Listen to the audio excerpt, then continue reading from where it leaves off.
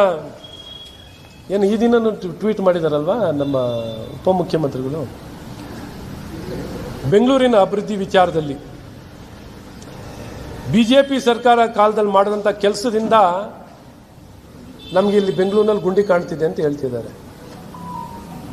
ಮತ್ತು ಈ ಒಂದು ಹಿನ್ನೆಲೆಯಲ್ಲಿ ಹೇಳಕ್ಕೆ ಇಷ್ಟಪಡ್ತೀನಿ, ರೋಡ್ ಹಾಕೋದು ಇದು ಪರ್ಮನೆಂಟ್ ಆಗಿರೋದಕ್ಕಲ್ಲ, ಅದಕ್ಕೆ ಆದಂಥ DLP ಪೀರಿಯಡ್ ಇದೆ. ನೀವು ಅಧಿಕಾರಕ್ಕೆ ಬಂದು 30 ತಿಂಗಳಾಗಿದೆ.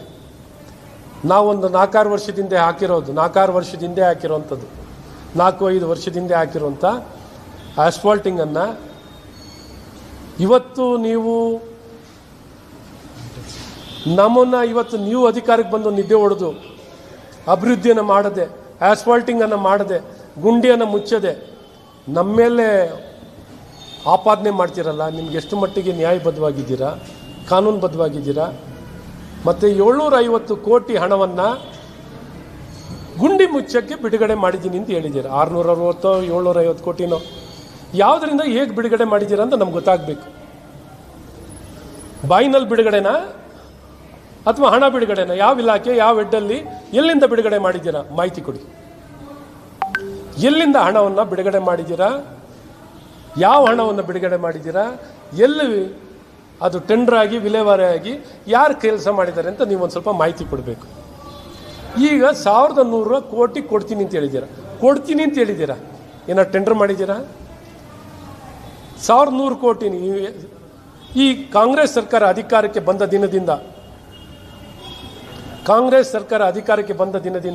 23, 24, 24, 25, 26 ಎಷ್ಟು ಹಣ ಬಿಡುಗಡೆ ಮಾಡಿದ್ದೀರಾ? ಸರ್ಕಾರದಿಂದ, ರಾಜ್ಯ ಸರ್ಕಾರದಿಂದ ಎಷ್ಟು ಹಣ ಬಿಡುಗಡೆ ಮಾಡಿದ್ದೀರಾ?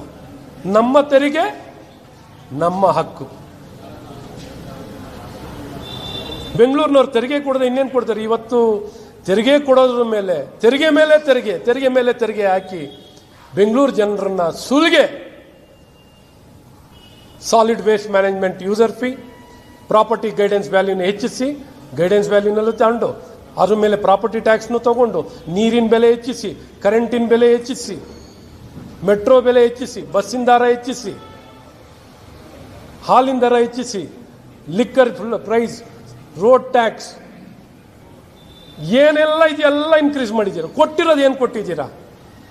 ನೀವು ಅಧಿಕಾರಕ್ಕೆ ಬಂದ ನಂತರ ಈ 3 ವರ್ಷದಲ್ಲಿ 1.5 ಲಕ್ಷ ಕೋಟಿ ಹೆಚ್ಚು ಟ್ಯಾಕ್ಸ್ ಕಲೆಕ್ಟ್ ಮಾಡಿದ್ದೀರಾ.